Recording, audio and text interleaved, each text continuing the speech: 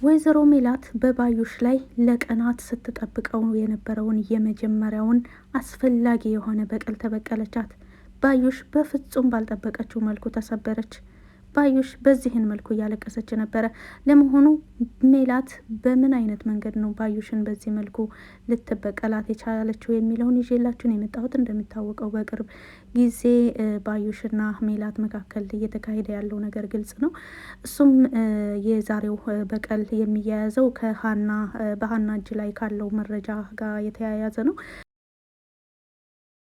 እንግዲህ ባዩሽ የእርግብ የአባቷ እህት እንደሆነች የሚያመለክት የድምጽም የቪዲዮና የፎቶ ፋይል ሀና ለወይዘሮ ሜላት ሰጣታለች። እሱን በማስመልከት ሜላት ከባድ የሆነ እርምጃ በባዩሽ ላይ ወስዳለች። ባዩሽስ ምን አለች የሚለውንም ይዤላችሁ መጥቻለሁኝ። ሰላም ሰላም፣ ውድና የተከበራችሁ የዜድ ሀበሻ ቤተሰቦች፣ ለቻናሉ አዲስ ከሆናችሁ ሰብስክራይብ በማድረግ እንደዚሁም ቪዲዮውን በላይክ መጀመር አትርሱ።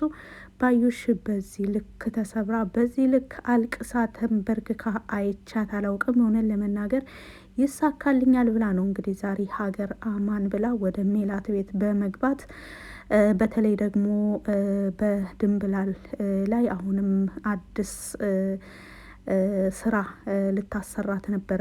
ሆን ብላ አመጣጧ ሜላት እንዳልተሻላት እና በዛን ሁኔታ ላይ እንደሆነች ነው ባዩሽ የምታውቀው።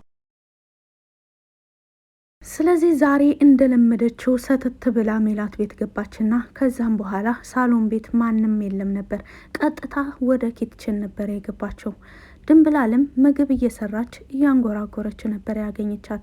ከዛም በኋላ የኪችን በሩን ዘጋችና ትዕዛዝ ማዘዝ ትጀምራለች። ትዕዛዝ ማዘዝ ስትጀምር ድምጿ ከፍ ብሎ ስለነበረ ወይዘሮ ሜላት ከመኝታ ክፍሏ ወደ ኪችን ትሄዳለች። ኪችን ስትሄድ ድምጽ ትሰማለች ከውስጥ። ድንብላል ከማን ጋር እየዘፈነች ሊሆን ይችላል በማለት በሩን ልትከፍት በእጇ ልትነካው ስትል የባዩሽን ድምጽ ትሰማለች። እኔ የምልሽን ነገር ካላረግሽ በስተቀር እዚህ ቤት የመጣሽው እኔ የምልሽን ነገር ሁሉ ለማድረግ ነው። ይሄን መዘንጋት የለብሽም፣ ከኔ ማምለጥም አትችይም የሚል ድምጽ ትሰማለች። ይሄ የባዩሽ ድምጽ ነው በማለት ወይዘሮ ሜላትም በር ላይ ትቆያለች። ከዚህም በኋላ ባዩሽም አስፈላጊ የምትለውን ሁሉ ትዕዛዝ ካዘዘችው በኋላ ወይዘሮ ሜላትም ምንም ያልሰማችው በመምሰል ወደ ሳሎን ቤት ሄዳ ትቀመጣለች። ባዩሽም ለድንብላል አስፈላጊ የሆነውን ትዕዛዝ ካዘዘችው በኋላ ሀገር አማን ብላ መልሳ ወደ ሳሎን ቤት ትመጣለች። ወይ ሜሉዬ ነቃሽ እንዴ? የተኛሽ መስሎኝ እኮ ድንብላልን ምግብ ስሪላት ልላት ሂጄ ገብቼ ነበረ በማለት ትነግራታለች። ነው አይደል? በጣም በማለት ሜላትም ትመልስላታለች። በጣም የመናደድና የቂም የበቀል እይታ ነው የሚታየው ከፊቷ ላይ። ምን ነው? ምን ሆነሻል ደግሞ? ዛሬም ልትጮሂብኝ ነው? በማለት ባዩሽ ማስመሰሏን ትጀምራለች። ኧረ እባክሽ ሁሉም ነገር የማይገባኝ ነው አይደል የሚመስልሽ? በማለት እንግዲህ ሀና እየሰጠቻትን እያንዳንዱ መረጃ ፊት ለፊቷ ትበትንላታለች።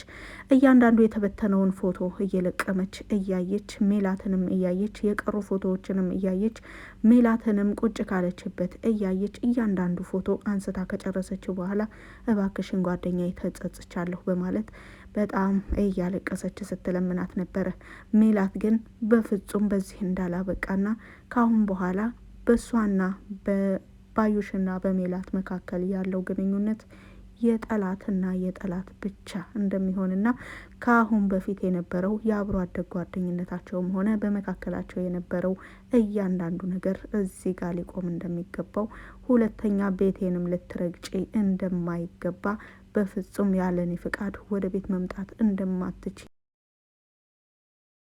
ሜላት ባዩሽ ላይ ይህን ሁሉ ነገር ከተናገረች በኋላ በዚህን መልኩ ካሁን በኋላ ያንቺና እኔ ነገር እዚህ ጋር አብቅቷል፣ ሁሉን ነገር አውቄብሻለሁ በማለት በዚህን ጊዜ ድምጻቸው ከፍ ብሎ ይሰማ ስለነበረ ድንብላል ደግሞ ከኪችን ወጥታ ግድግዳውን ጠጋ ብላ እነሱን እያዳመጠች ነበረ። ድንብላል በጣም ደስተኛ ሆና ነው ስታዳምጥ የነበረው። ምክንያቱም እትዬ ካስታወሱ ካሁን በኋላ ነገሮችን ሊቀሉልኝ ይችላሉ፣ የባዩሽም ትዕዛዝ ሊቀልልኝ ይችላል በሚል ተስፋ ነበራት። ከዛም በኋላ እያንዳንዱ ነገር ሰምቻለሁ፣ እያንዳንዱ ነገር አውቄያለሁ አልኩሽ ባዩሽ በማለት ትናገራለች። ወይዘሮ ሜላት እየተናገረች ሳለ ግድግዳ ጠጋ ብላ እያዳመጠች የነበረችውን ድንብላልን ታያታለች። እዛ ምን ይለጥፍሻል ነይ በማለት ትጠራታለች። እኔን ነው በማለት ደንግጣ ድንብላልም ወደ እነሱ ትጠጋለች። ከዛም በኋላ ድንብላል ስትመጣ ባዩሽ ወደ ድንብላል ዘወር ትልና መልሳ ወደ ወይዘሮ ሜላት ትመለስና እባክሽ ሜሉ የሆነ ያልተረዳሽው ነገር አለ። ይህ ህመም በፍጹም ጫና አሳድሮብሻል። እኔ እንደሚመስለኝ እንደዛ ነው በማለት መልሳም ለማስመሰል ትሞክራለች። ወይዘሮ ባዩሽም ህመሙ ነው ተጽዕኖ ያሳደረብኝ ወይስ አንቺ ራሴን የመታሽኝ በማለት ድምጿን ከፍ አድርጋ ትናገራለች። ይህን ጊዜ ድንብላል ራሷን ስትይዝ፣ ወይዘሮ ባዩሽ ግን በፍጹም ይህን ማመን አቃታት። ምክንያቱም ራሷን ስትመታት እሷ እንደሆነች አላየቻትም ነበረ በወቅቱ። ባዩሽም የምትይዘው የምትጨብጠው ነገር አጣች። ምን ይሄ ብቻ! አሁንም ከድንብላል ጋር ስታወር የነበረውን እያንዳንዱ ለድንብላል ስትነግራት የነበረውን ሁሉን ነገር አውቄያለሁ በማለት ወይዘሮ ሜላት በዚህን እየተነጋገረች ሳለ እናቶ መስፍን ይገባሉ።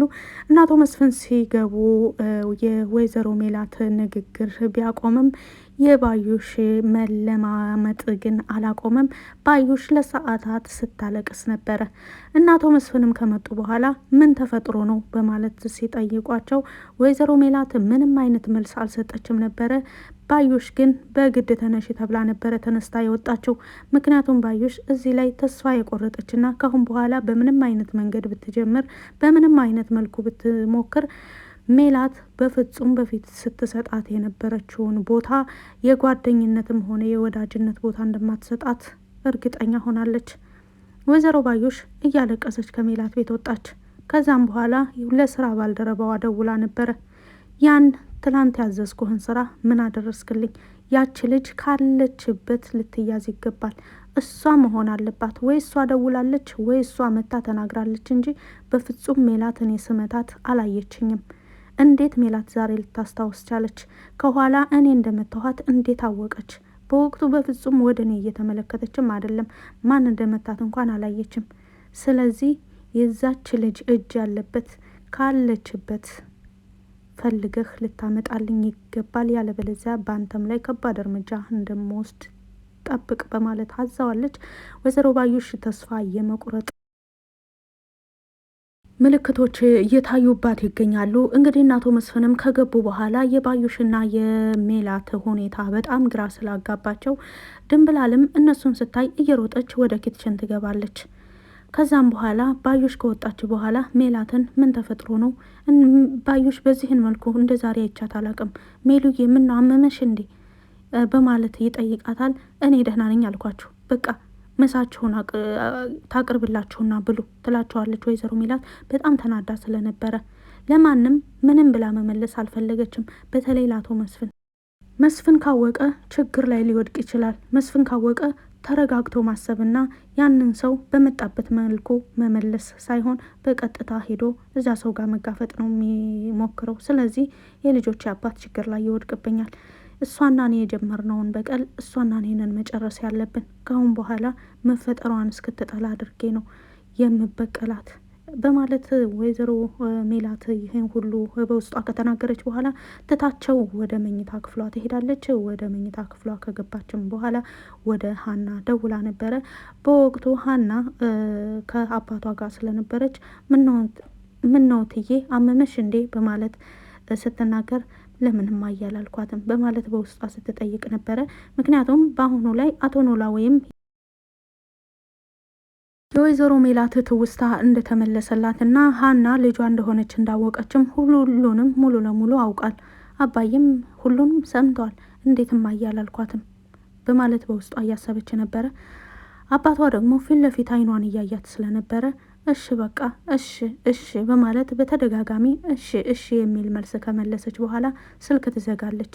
ምን ነው ማን የደወለልሽ? ለምን እሺ ምን አዘውሽ ነው በማለት ሲጠይቃት ነበረ። አባዬ ደግሞ ትንሽ ትልቁ ያሳስብሃል አይደለ? ምንም አይደለም እናቴ ናት የደወለችው በማለት ትነግረዋለች። ነው እንዴ? ጥሩ ነው በማለት በአቶ ዘሪሁን ጉዳይ ላይም ለመነጋገር ጀምሮ ነበረ። ሳንሸኘው የሄደ መሰለኝ ስልኩ አይሰራም በማለትም የአቶ ዘሪሁን የተምቹ አጎት ማለት ነው ወደ መጣበት ወደ ውጭ ሀገር እየተመለሰ ይመስላል። ከአቶ ኖላዊ ንግግር ላይ ይህን እየተነጋገሩ ሳለ አሴር እየሮጠ በሩን ከፍቶ ይገባል። አሴር የሆነ አዲስ ነገር የሰማና በጣም የተደናገጠ ይመስላል። በጣም በፍጥነት በሩን ከፍቶት ከገባ በኋላ አቶ ኖላዊውንም ሀናንም ካያቸው በኋላ የሆነ የሚነግራቸው ነገር እንዳለና እጁን እያራገበ በጣም ተጣድፎ ለነሱ ሊናገር ሲጀምር ነው እዚህ ላይ ነው ያለቀው። ምናልባት ተምቹ ምን ሆኖ ይሆን አሴር በዚህን መልኩ ደንግጦ የመጣው ወደ ቤት ምን ተፈጥሮ ነው የሚለውን ደግሞ በቀጣይ ፓርት ላይ የምናየው ይሆናል። ስላዳመጣችሁ የከልብ አመሰግናለሁ። በቪዲዮ ላይ ማንኛውን ማስተያየት በኮመንት ስር መጻፍ ትችላላችሁ። መልካም ጊዜ